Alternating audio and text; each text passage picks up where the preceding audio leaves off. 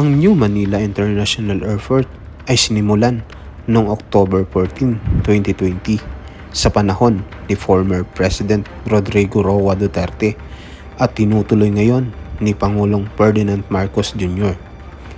Ang nasabing proyekto ay nagkakahalaga ng 735.634 billion pesos at ginastusan ng San Miguel Corporation. Meron itong lawak na 2,500 hectares at kayang mag-accommodate ng 200 million passenger per year. Meron itong 4 na runways at pwede pang i-expand hanggang 6. Ang proyektong ito ay makakatulong upang maibsan ang nagsisiksikang Ninoy Aquino International Airport. At ang nasabing proyekto ay inaasahang matatapos sa taong 2027.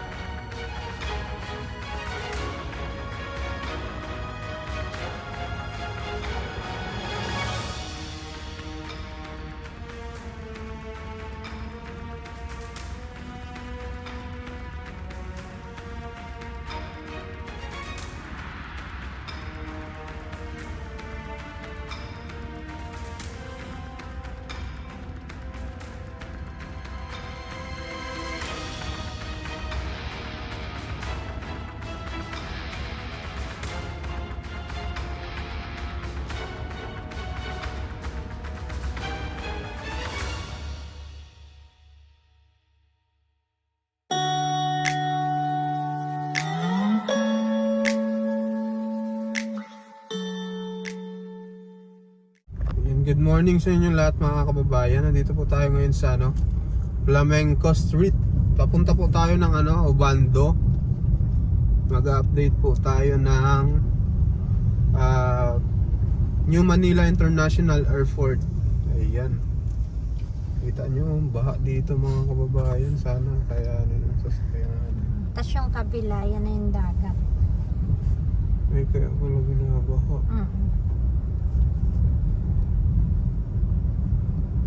Ayan, may party Yan, dito.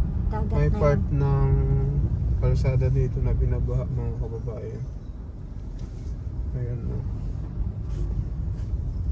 Kaya dandaan lang tayo.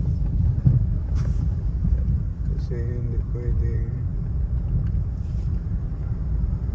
pwede natin tuduhan kasi delikado.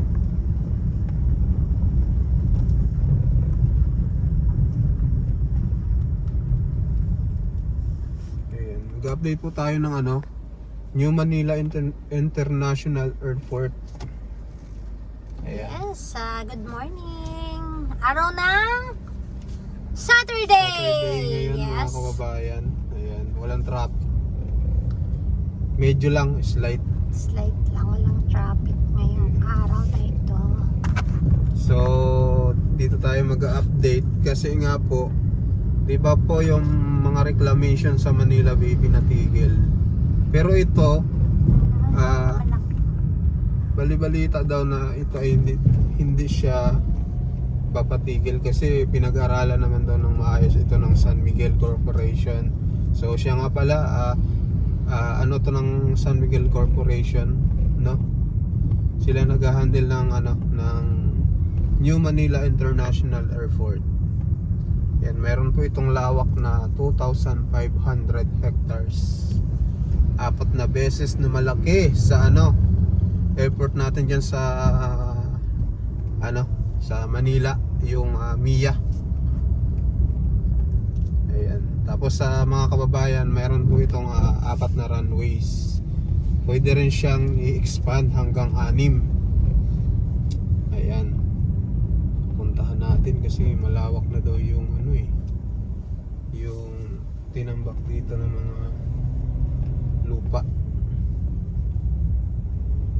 Palain mo yun, 2,500 hectares. Tapos magkakaroon din dito ng yung north and south expressway, yung NALEX and SALEX. At kukonekta din po dito yung MRT7 sa New Manila International Airport. Ayan, diretso lang tayo. Ilang minutes pa may 11. 11 minutes pa mga kababayan. So, antabayanan nyo po. Ayan, Ubando ayan. Church. Ayan. Ubando, bayang Ubando pinagpala. Church. Ayan. Nandito na tayo sa Ubando Church, mga kababayan. At saka ayan, Ubando Bayan. Ayan. People's Park, Ubando. Ayan, mga kababayan. Huwag dito sa ulo ko. Sa ulo ko talaga nakatapat Mia. Ayun o, Ubando Church, mga kababayan. One way dito daw tayo. This way. Okay. Tapos papasok pa, kaliwa. Pansin ko lang dito sa Ubando, ang napakaraming yung ganyan, ang tawag dyan, bike, I-trike. Ayan. Ay, sidecar. sidecar. Sidecar tawag din. Sa amin. Ayun ko lang dito. Friendly sila dito dahil pag alam nilang may sasakyan dito, papaunahin din nila. Yan. Pag alam namin pong baha doon, baka bumalik kami makiparking dito. At sasakay Para tayo sakay na lang kami sa ganyan. Mhm. Para para ma-enjoy din natin, mga kababayan.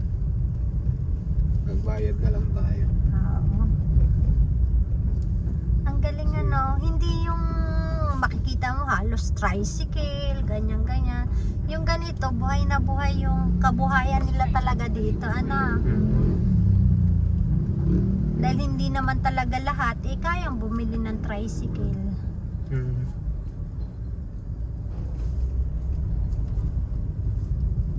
Buhay yung dito kasi marami, medyo masikip din kasi yung kalsada.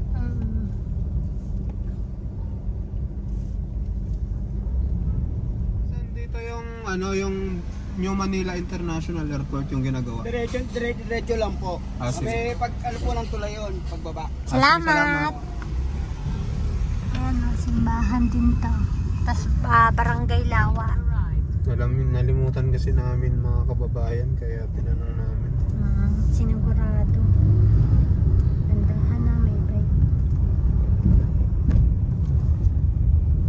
Pagbaba daw ng tulay, tapos dire-diretso na daw.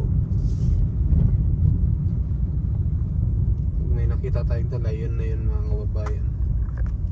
Yes, at saka pagka gusto niyo pumunta dito, ayan, search nyo lang Barangay Lawa.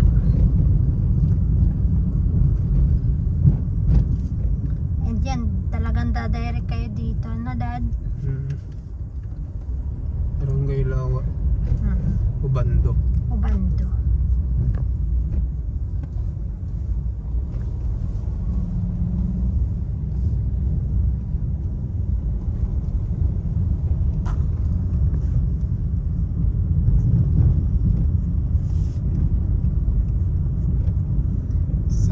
Sasayaw Kita na parang bang wala nakatingin sa ating sinta.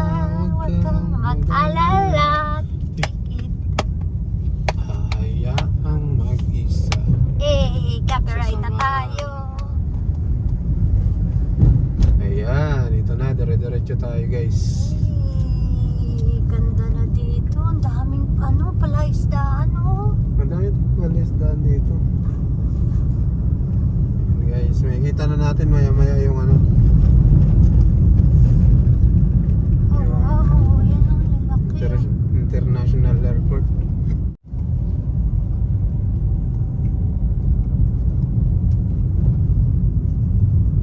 Ang swerte naman nila, libre na tubig nila,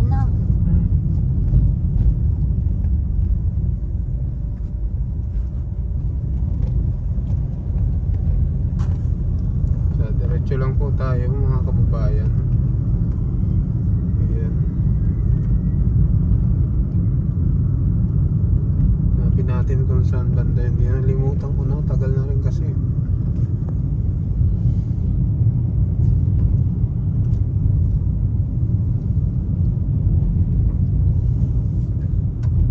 Ito yung part na talagang palaging binabaha.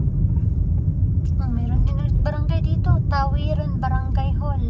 Tawiran, Oo. barangay. Dami natin na dadaan ng barangay.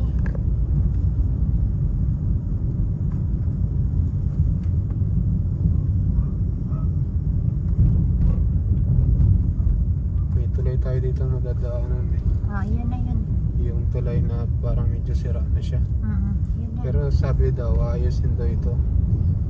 Pag ano, pag Pagtapos pa pagtapos siguro. yata dyan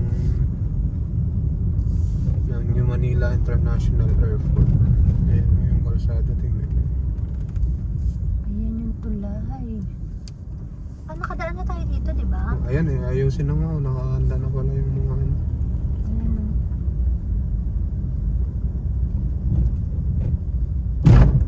Tindahan. Cute ng ano ni Kuya. Bike niya. May electric fan. O yan, paring ka niyan. Electric fan. Ganda dito. Ano yan, may baha na sa unahan. Baha. Di man. Hindi. Balik mo, pwede naman tayo bumalik dito mamaya eh. Ayan, malaki yung hamsa. Dandahan ka lang. Dahan tayo guys, kasi Yan na nga ata yung reclamation. Dati hindi ko pa makita yan eh. Yung ganun ka ano. malapit na ba siya? May natatanaw na. Ayun, tanaw ko na yung mga buhangin eh.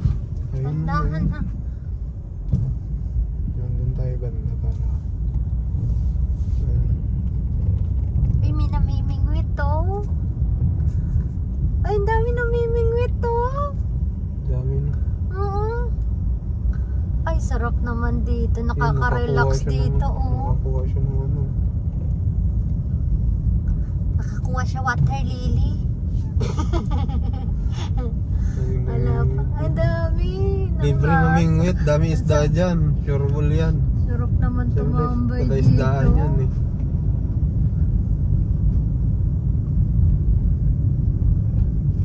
Uy, si Kuya, laki nang nahuli oh. Ang laki. Mm-mm.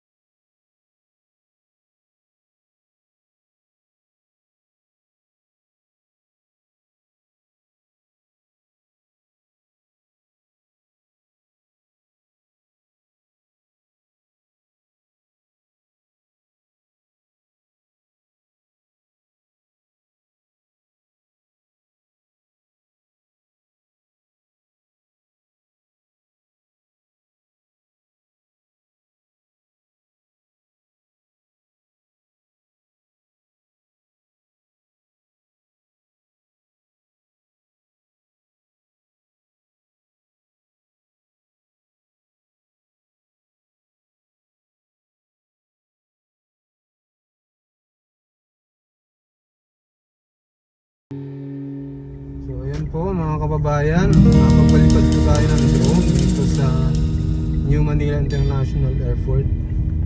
Dahil pa lang namimingwit dito mga kababayan, tapos ano, ganda rin ng kalsada. Ganda ng view dito. Masarap dito ang mamingwit or magtambay sa hapon. Pero pag ganito napakainit. Napakainit. Tingnan mo, nakaabang na mga pamingwit nila dati oh. Libre. Tapos nandito sila. Libre na yung ano mo dito mga kababayan, yung pangulam. Kaya ayos talaga mga kababayan.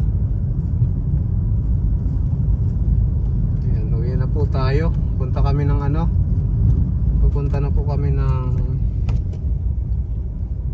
reclamation sa Manila Bay. Update din natin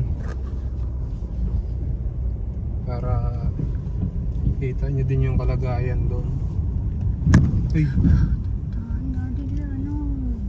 Sira na yung kalsada dito oh. Yung tulay. Ayusin pa nila. Ayun siya oh. Bye bye. So ilang taon pa kaya yan daddy? Ang tsada mo. Laki na eh. Kasi kailan lang tayo nag-vlog dito. Tapos ang lawak na kagad ng nila oh. Lawak na. Mga 3 taon. Tapos na siguro yan Basta no? na yan. So ayun lang guys, hanggang dito na lang yung vlog namin. Maraming salamat po sa inyong panunood, no? So mag-iingat po kayo palagi. Bye-bye! Bye bye. Huwag niyo pong kalimutan mag-subscribe. Tsaka share na rin tong video.